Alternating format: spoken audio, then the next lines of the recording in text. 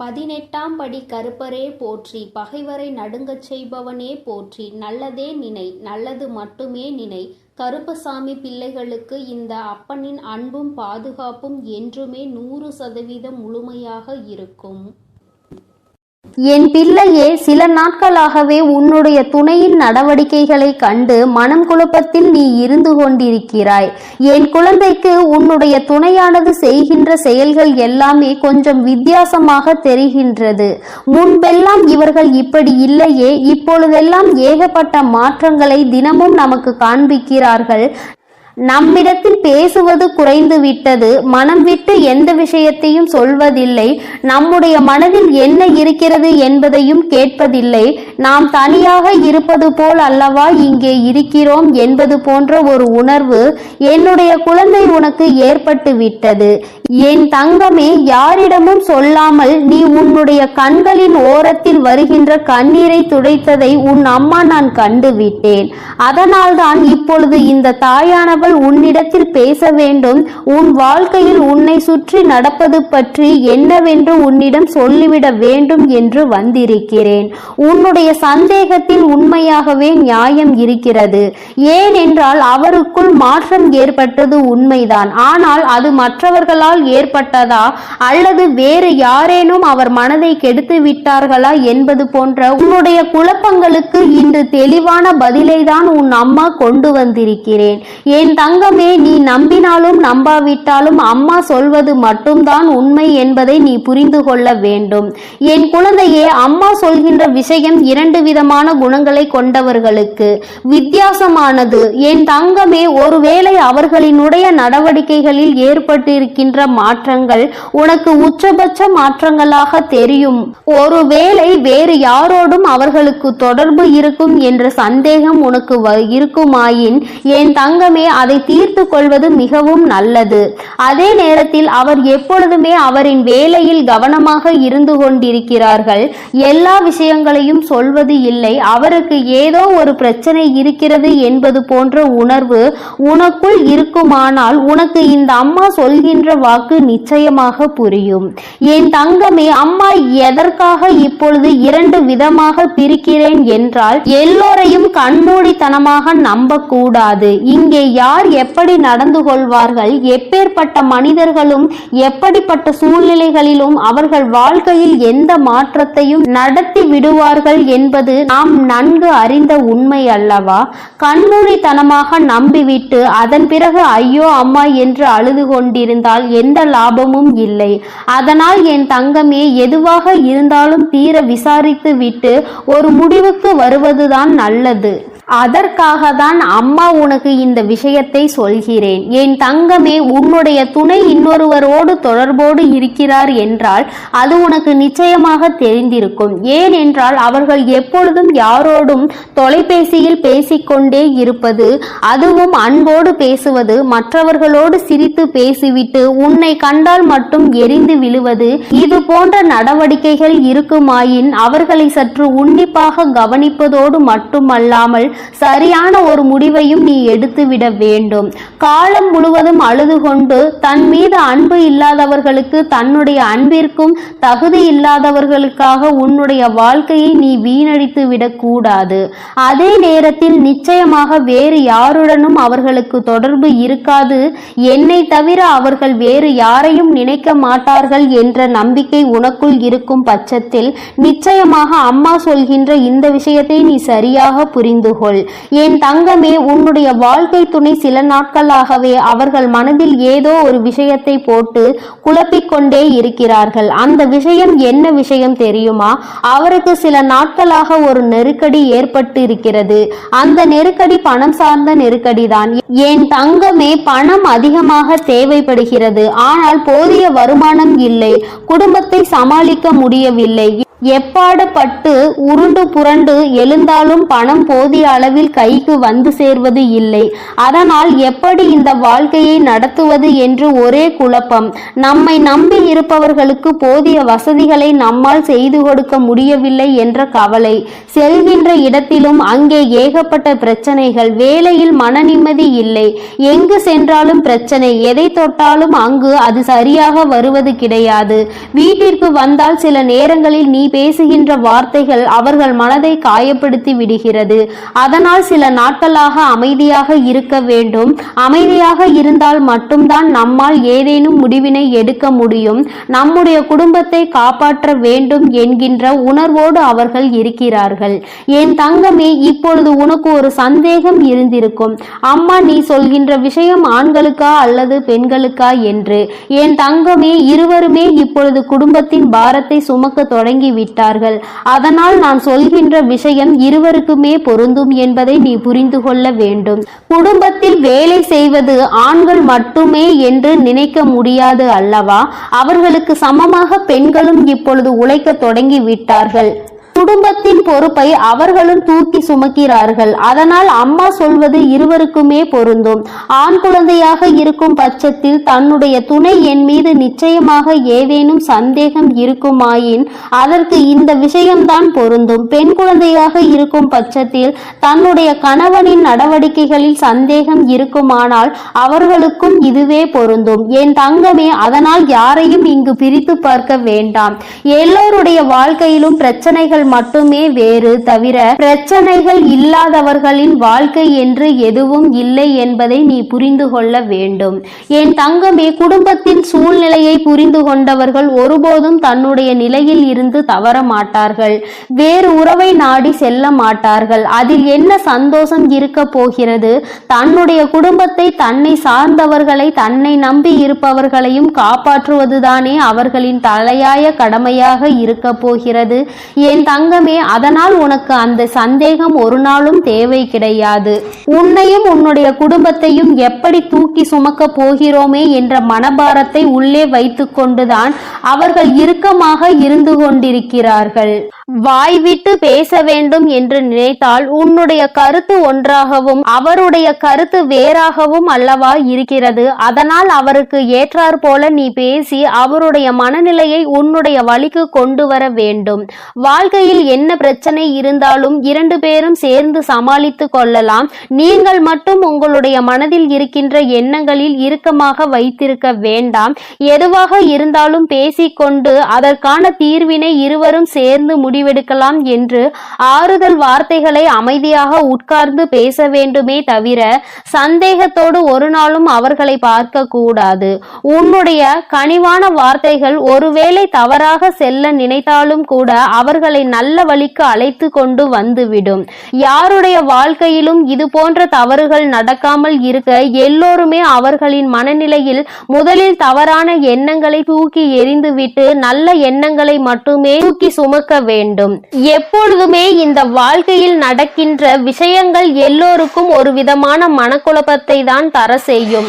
ஆனால் அந்த நேரத்தில் நீ சரியான முடிவினை எடுத்துவிட்டால் வாழ்க்கை முழுவதும் உனக்கு சந்தோஷம் நிலைத்திருக்கும் என்பதை மறந்து விடாதே.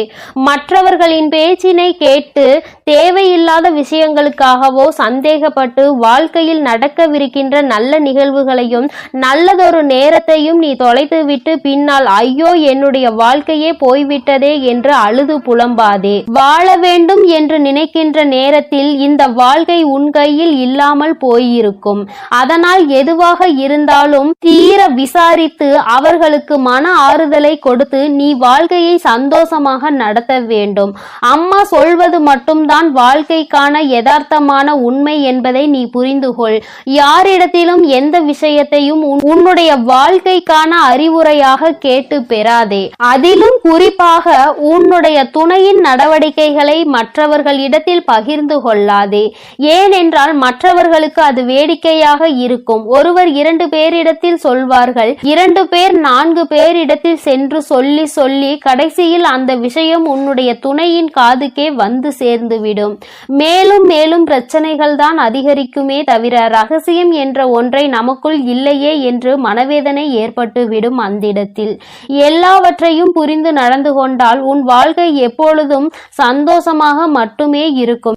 என் அன்பு பிள்ளையே, உன் வாழ்க்கை துணையோடு இத்தனை நாட்களாக சந்தோஷமாக இருந்த போதிலும் சில நாட்களாகவே மிக பெரிய கஷ்டங்களை எல்லாம் உனக்கு அவர்கள் கொடுத்து கொண்டிருக்கிறதும், மனதிற்குள் எப்பொழுதுமே ஏதோ ஒரு தவிப்பை என் குழந்தை உனக்கு இருந்து கொண்டே இருக்கின்றது.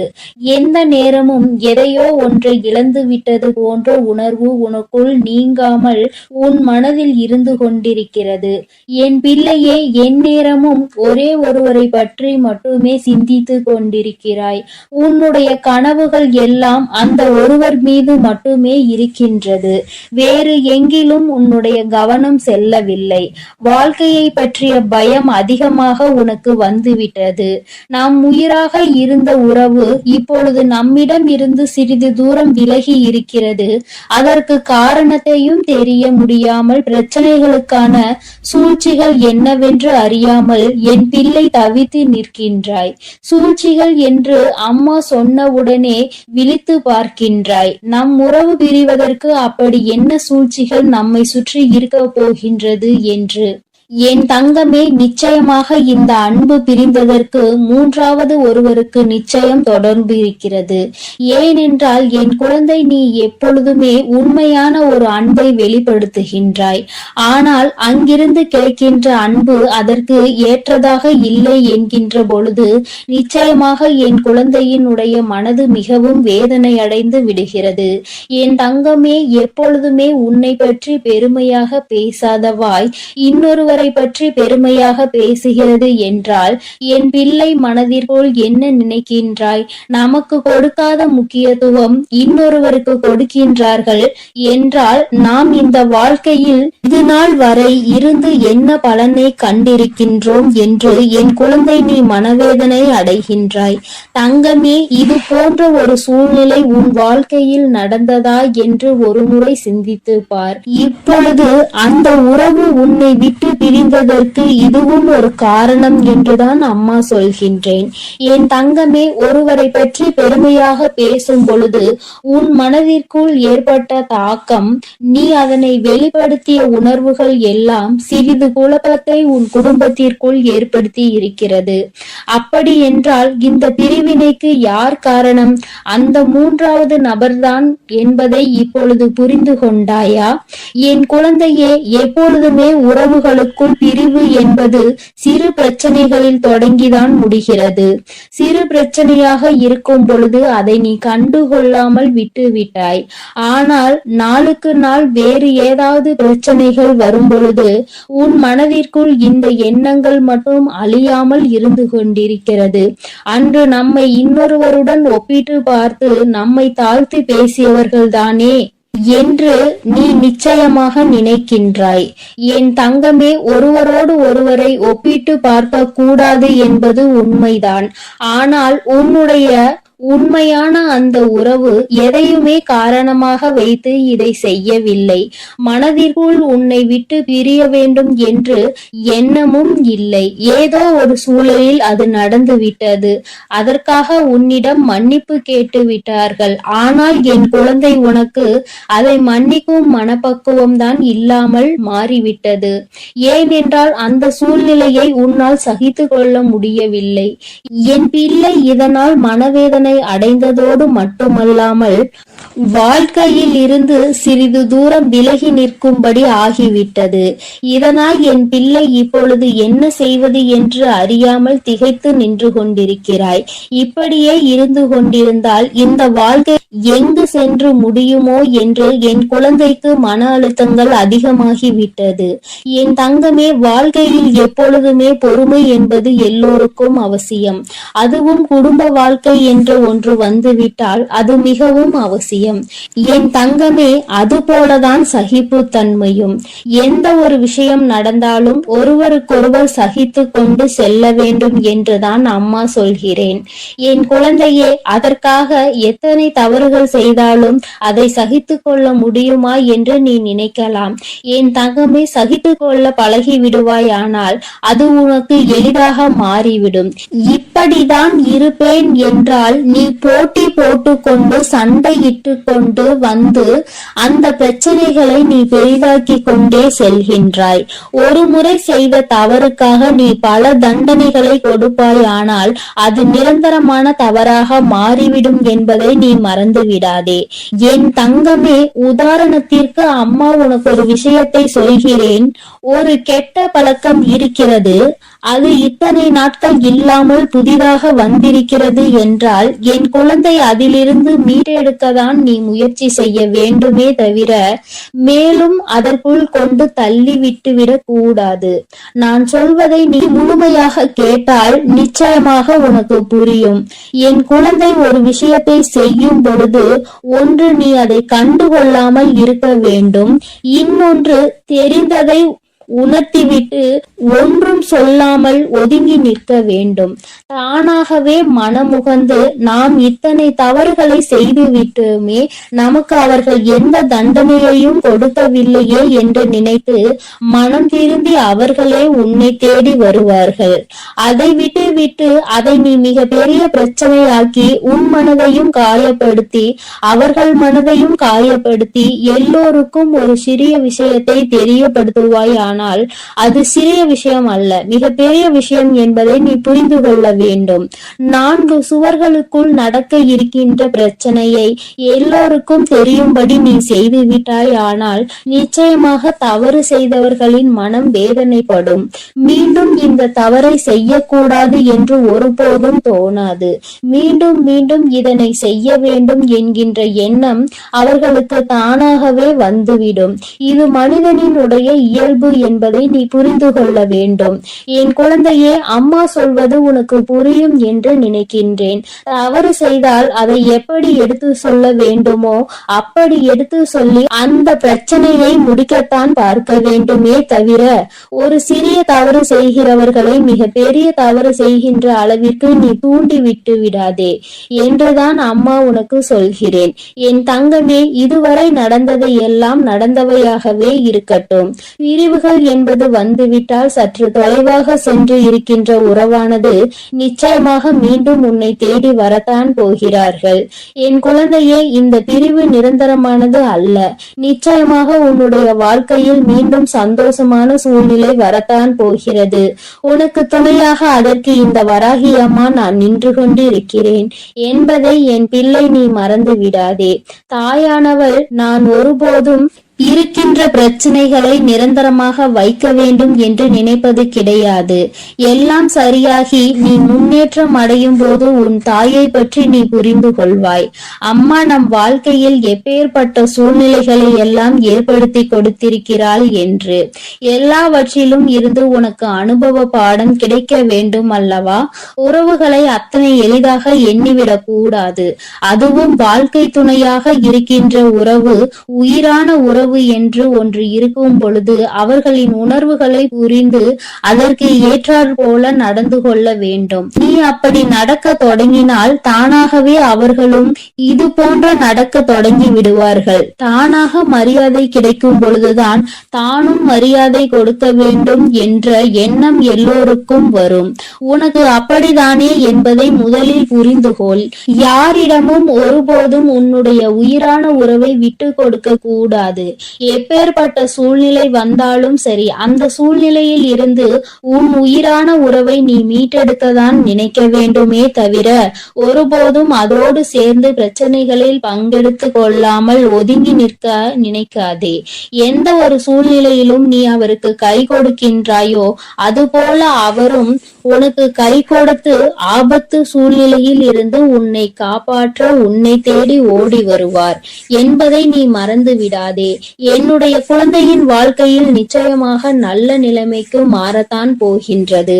அதற்கு இந்த வராகியானவள் உன்னோடு இருப்பேன் என்பதை மறந்து விடாதே. எல்லாவற்றையும் சகித்து கொண்டும் பொறுத்து கொண்டும் வாழ்க்கையை சில காலம் நீ நடத்திவிட்டால் மீண்டும் அந்த வாழ்க்கை ஒருபோதும் உன்னை விட்டு செல்லாது. கஷ்டங்கள் முதலில் அதிகமாக இருக்கும். தாங்கிக் கொண்டு விட்டால் அதன் பிறகு உனக்கான சந்தோஷங்கள் நிச்சயமாக உனக்காக காத்து கொண்டிருக்கும். புதிதாக ஒரு விஷயத்தை பழகும் பொழுது கற்றுக்கொள்வது சற்று சிரமம்தான். ஆனால் அதுவே வாழ்க்கை என்று ஆகும் பொழுது அது உனக்கு பழகிவிடும். சந்தோஷமான வாழ்க்கையாக உனக்கு ஏற்றாற் போல அதை நீ மாற்றிக்கொள்ளும் சக்தி உனக்குள் இருக்கிறது. என் அன்பு பிள்ளையே, அதனால் நீ எதை நினைத்தும் கலங்காதே, எதற்காகவும் வருந்தாதே. நீ எப்பொழுதும் சந்தோஷமாக இருக்கும்படி உன் வராகி அன்னை நான் பார்த்து கொள்கிறேன் என் தங்கமே. நீ நல்லதையே நினை. உன் வாழ்வில் எப்பொழுதும் நான் உனக்கு நல்லதை மட்டுமே செய்து கொடுக்கிறேன். என் அன்பு பிள்ளைக்கு இந்த சக்தி வராகியின் ஆசீர்வாதங்கள் எப்பொழுதும் முழுமையாக கிடைக்கும்.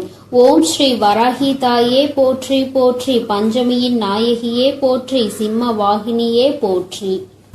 என் தங்க பிள்ளையே, இன்று உன் வராகி அம்மா நீ உயிராக நேசிக்கும் ஒரு உறவை பற்றிய ஒரு உண்மையினை உனக்கு இன்று சொல்வதற்காக வந்திருக்கிறேன்.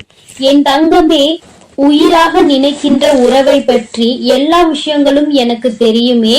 உங்களுக்கு அப்படி எனக்கு தெரியாத விஷயம் என்ன தெரிந்துவிட போகிறது? நீ எனக்கு அப்படி என்ன சொல்லிவிட போகிறாய் என்ற ஒரு ஆர்வத்தில்தான் நானும் இப்பொழுது வந்திருக்கிறேன். உயிரான உறவு என்றால் எங்களுக்குள் எந்த ஒரு ஒளிவு மறைவுகளும் இல்லை என்று நான் நம்புகிறேன். அந்த நம்பிக்கையில் இப்பொழுது நீ சொல்ல வருவது எனக்கு தெரிந்த விஷயமாக தான் இருக்கும் என்று நான் நினைக்கின்றேன் என்று என் பிள்ளை நினைக்கிறாய் அல்லவா? என் தங்கமே, உன்னுடைய வாழ்க்கையில் நடக்கின்ற விஷயங்கள் எல்லாமே உனக்கு 100% தெரிந்திருக்க வேண்டும் என்ற அவசியம் கிடையாது. நீ நினைத்து கொண்டிருக்கிறாய் உனக்கு எல்லாம் தெரியும் என்று. ஆனால் உன்னை சுற்றி நடக்கின்ற சில விஷயங்கள் நீ அறிந்திருக்கவில்லை. எதை பற்றி தெரிந்தாலும் தெரியாவிட்டாலும் எல்லாவற்றையும் நன்கு அறிந்த உன் தாயானவள் நான் அல்லவா? எனக்கு தெரிந்த ஒரு விஷயத்தை உடனே அது உனக்கு தெரியவில்லை என்றால் உனக்கு அதனை சொல்லிவிட வேண்டும் அல்லவா? ஏனென்றால் இது உன்னுடைய வாழ்க்கை சம்பந்தமானது அல்லவா? அதனால்தான் என் குழந்தைக்கு இன்று அதனை தெரிவிக்க வேண்டும் என்று உன் அம்மா நான் வந்திருக்கிறேன். என் தங்கமே, இப்பொழுது சற்று பதட்டம் வந்து விட்டதல்லவா? ஏதோ நமக்கு தெரியாத ஒரு விஷயம் நம் உறவை பற்றி என்று அம்மா சொல்லிவிட்டார்கள். நமக்கு ஏதேனும் மனதிற்கு வேதனைப்படுகின்ற வகையில் ஏதோ ஒரு விஷயத்தை தாயானவள் சொல்லிவிட்டால் நம்மால் தாங்கிக் கொள்ள முடியாது. ஏனென்றால் இது நம்முடைய வாழ்க்கை. இதில் பிரச்சனைகள் இருந்தால் நம்மால் அதை விட்டுவிட்டு வேறெங்கும் செல்ல முடியாது என்று என் குழந்தை நினைக்கின்றாய் அல்லவா? என் தங்கமே, நீ பதற்றப்படுகின்ற அளவிற்கு எந்த விதமான பிரச்சனைகளும் இல்லை. உன் தாயானவள் உனக்கு ஒரு உண்மையை தான் சொல்ல வந்திருக்கிறேன். என் தங்கமே, அந்த உண்மை என்னவென்று தெரிந்து கொண்ட பிறகு இதை நீ பயப்பட வேண்டிய விஷயமா அல்லது சந்தோஷப்பட வேண்டிய விஷயமா என்று சிந்தித்துக்கொள். என் தங்கமே, உன்னுடைய துணையானது நீ யார் மீது உயிரை வைத்திருக்கின்றாய் அவர்கள் ஆனவர்கள் உன்னை பற்றி சில விஷயங்களை என் முன்னால் வந்து சொல்லிக் கொண்டிருந்தார்கள். அவர் நீ எப்படி என்னிடத்தில் வேண்டுதல் வைக்கும் பொழுது அவர்களை பற்றி வேண்டிக் கொள்கிறாயோ அதுபோலதான் அவர்களும் என்னிடத்தில் வந்து உன்னை பற்றி சில விஷயங்களை சொல்லி வேண்டிக் கொண்டார்கள். என் தங்கமே, அவர்கள் உன் மீது வைத்திருக்கின்ற அன்பு உன்னை விட மிக பெரியது என்பதை நான் அப்பொழுதுதான் புரிந்து கொண்டேன். என் தங்கமே, உயிரான உறவு என்று சொல்லும் பொழுதே நீ புரிந்து கொள்ள வேண்டாமா? தாயானவள் அவர்கள் உன்னை பற்றி என்ன நினைத்தார்கள் என்பதை புரிந்து கொண்டு வந்திருக்கிறாள் என்று. என் தங்கமே, உயிரான உறவு உன்னுடைய வாழ்க்கையில் உனக்காக சில விஷயங்களை செய்ய வேண்டும் என்று நினைக்கிறார்கள்.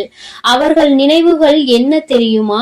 நீ ஆசைப்பட்டதை எல்லாம் உனக்கு வாழ்க்கையில் முழுமையாக கொடுக்க வேண்டும். எது கேட்டாலும் இல்லை என்று ஒருபோதும் சொல்லிவிடக் கூடாது. அது போன்ற ஒரு சூழ்நிலையை எனக்கு ஒருபோதும் கொடுத்து விடாதீர்கள் தாயே என்று என்னிடத்தில் கேட்டார்கள். அது மட்டும் அல்லாமல் எப்பொழுதும் உன்னை பற்றிய எண்ணங்கள் அவர் மனதில் இருந்து கொண்டே இருக்கிறது. உனக்கு உன்னுடைய வாழ்க்கை நன்றாக இருக்க வேண்டும். தன்னை நம்பி வந்ததால் அவர்கள் வாழ்க்கையில் எந்த கஷ்டங்களும் இருக்கக்கூடாது. ஒரு நாளும் நான் அந்த ஒரு பழிச்சொல்லுக்கு ஆளாகி நின்றுவிடக் கூடாது. எதற்காக இவரை நாம் உயிராக நினைத்தோம் என்று ஒரு நாளும் நினைத்துவிடக் கூடாது என்று அவர் வருத்தப்பட்டு கொண்டிருக்கிறார். என் தங்கமே, அவர்களினுடைய வருத்தத்திலும் வேதனையிலும் நியாயம் இருக்கின்றது. காரணம், அவர்களுடைய சூழ்நிலை தற்சமயம் சரியானதாக இல்லை. பொருளாதாரத்தில் சற்று பின்தங்கி இருப்பதனால் உன்னை அவர்கள் திருப்திப்படுத்த முடியாதோ என்று நினைக்கிறார்கள். உன்னை நல்லபடியாக வசதியாக வாழ வைக்க வேண்டும் என்ற எண்ணம் அவர்கள் மனம் முழுவதும் இருந்து கொண்டிருக்கிறது. இப்பேற்பட்ட சூழ்நிலையில் இந்த பொருளாதார சிக்கலில் நாம் அவர்களை வாழ்க்கைக்குள் கொண்டு வந்து விட்டால் நம்மால் அவர்களுக்கு மிகப்பெரிய கஷ்டம் வந்துவிடுமோ என்று நினைக்கிறார்கள். அதனால் இப்பொழுது எந்த முடிவுகளும் தெளிவாக எடுத்துவிடக் கூடாது என்பதற்காக உன்னிடத்தில் சிறிது இடைவெளியை பின்பற்றி வருகின்றார்கள். ஏனென்றால் அதிகபட்சமாக நெருங்கும் பொழுது உடனடியாக நீ ஏதேனும் முடிவை எடுக்க சொல்லிவிடுவாயோ என்ற பயம் அவர்களுக்குள் இருந்து கொண்டிருக்கிறது. என் தங்கமே, அம்மா சொல்ல வருவது என்னவென்று உனக்கு புரிந்திருக்கும் என்று நான் நினைக்கிறேன். என் தங்கமே, ஆனால் என் குழந்தை, நீ மிகவும் புத்திசாலியான குழந்தை அல்லவா? அவரினுடைய கஷ்டங்களை எல்லாம் உணர்ந்துதான் நீ இருக்கிறாய் என்பதை அவர்கள் இன்னும் சரியாக உணரவில்லை. அதற்கு காரணம் சில நேரங்களில் நீ நடந்து கொண்ட விதம் அவர்களுக்கு பொருளாதாரத்தை சார்ந்த மிகப்பெரிய பயத்தை விதித்து விட்டது. ஆனால் நீ அப்படி அல்ல. தேவை என்ன இருக்கிறதோ அதை பொறுத்தே வாழ்க்கை நடத்த முடியும் என்ற நம்பிக்கை கொண்ட குழந்தை என்பதை அவருக்கு நீ நிரூபித்து காட்ட வேண்டிய கட்டாயத்தில் இப்பொழுது இருந்து கொண்டிருக்கிறாய். ஆடம்பரமான செலவுகளோ ஆடம்பரமான வாழ்க்கைக்கோ நீ ஆசைப்படவில்லை என்பதை அவர்கள் புரிந்து கொள்ள வேண்டும். நீ ஆடம்பரமாக வாழ ஆசைப்படுகிறாய் என்று வேதனைப்படவில்லை. அதை செய்து கொடுக்க கூடிய திறமை தனக்கு இருக்க வேண்டும் என்றுதான் நினைத்து கொண்டிருக்கிறார்களே தவிர அவர்கள் மனதில் உன்னை பற்றிய எந்த விதமான தவறான எண்ணங்களும் இல்லை. நீ ஆசைப்பட்டாலும் அது தவறில்லை என்றுதான் அவர்கள் நினைக்கின்றார்கள். ஏனென்றால் அவர் உன் மீது வைத்திருக்கிற அன்பு அத்தனை பெரிதல்லவா? உயிரே வைத்திருக்கிறார்கள் என்றால் உனக்காக என்ன வேண்டுமானாலும் செய்வதற்கு துணிந்து நிற்பார்கள் அல்லவா? என் தங்கமே, இது போன்ற குணங்களை கொண்ட ஒரு வாழ்க்கை துணை, ஒரு உயிராக நினைக்கின்ற துணை கிடைப்பது என்பது மிகவும் பெரிய விஷயம். அது உனக்கு இன்று கிடைத்திருக்கிறது என்றால் அதை நீ சரியாக காப்பாற்றிக் கொள்ள வேண்டும். அவர்களுக்கு உன் மீது இருக்கின்ற அன்பு ஒரு சிறிய அளவு கூட கள்ளம் கபடம் இல்லாத அன்பு. அதை சந்தேகப்படுவதற்கு எந்த விதமான காரணங்களும் கிடையாது என்பதை நீ புரிந்து கொள்ள வேண்டும். போதும் என் தங்கமே, இந்த வாழ்க்கையில் உனக்கென்று நான் கொடுத்த பல நல்ல விஷயங்களுக்குள் இது முக்கியமான முதன்மையான விஷயம் என்பதை நீ புரிந்து கொண்டால் போதும். என் தங்கமே, தனக்கென்று அங்கே உண்மையான அன்பு கிடைக்காமல் எத்தனையோ பேர் தவித்துக் கொண்டிருக்கிறார்கள். அப்பேற்பட்ட சூழ்நிலையில் என் குழந்தை, உனக்கு கிடைத்திருக்கின்ற அன்பு எந்நேரமும் உன்னை பற்றியே நினைக்கின்ற அன்பாக அல்லவா இருக்கிறது? உன்னுடைய வாழ்க்கையை பற்றியும் உன்னுடைய ஆசைகளை பற்றியும் உன்னுடைய கனவுகளை பற்றியும் அங்கே அதிகமாக சிந்திக்கின்ற அன்பாக அல்லவா இருக்கின்றது. இது போன்ற அன்பு எல்லோருக்கும் கிடைத்து விடாது. என் குழந்தை, உனக்கு இந்த வராகியின் ஆசீர்வாதத்தோடு இது கிடைத்திருக்கிறது என்றால் அதை நீ பத்திரமாக பாதுகாத்து கொள்ள வேண்டும் அல்லவா? இனி உன் வாழ்க்கையில் உனக்கென்று நான் கொடுக்க நினைப்பது எல்லாமே இந்த வாழ்க்கை அழகாக இருக்க வேண்டும், சந்தோஷமாக இருக்க வேண்டும் என்பதை மட்டும் சார்ந்ததுதானே. அதுவே உனக்கு கிடைத்து விட்டது என்றால் இனிமேல் இதற்கு மேல் உன் வாழ்க்கையில் உனக்கு என்ன தேவைப்பட போகிறது? என் தங்கமே, தெய்வத்தினுடைய ஆசீர்வாதமும் உண்மையான துணையையும் நீ பெற்றிருக்கிறாய். அப்படி என்றால் இனி நீ செய்ய வேண்டியது என்ன தெரியுமா? உனக்கு கிடைத்திருக்கின்ற இந்த உறவுகளை நீ பத்திரமாக பாதுகாத்து கொள்ள வேண்டும். உன்னை பற்றிய அவர்களுடைய எண்ணங்கள் தவறாக தவறானது என்பதை நீ நிரூபித்து காட்ட வேண்டும்.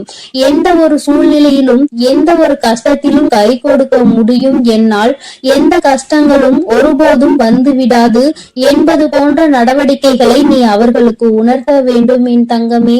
நாளை என்பது வாழ்க்கையில் ஏன் வருகிறது என்று சிந்திக்காமல் நாளை என்பது வர வேண்டும் என்று நீ நினைக்க வேண்டும். சந்தோஷமான வாழ்க்கையை எந்நாளும் சந்தோஷமாக அனுபவிக்க நீ காத்திருக்க வேண்டும் என் தங்கமே. உனக்கானதை நான் சரியாக தேர்ந்தெடுத்து உன் கைகளில் கொடுத்து விட்டேன். இனி அதனை பாதுகாப்பதும் அல்லது விட்டு விடுவதும் உன்னுடைய கையில் தான் இருக்கிறது. அவர்கள் மனதில் இருக்கின்ற உண்மை உன் மீது கொண்டிருக்கின்ற உச்சபட்ச அன்பினை அல்லவா வெளிக்காட்டுகிறது.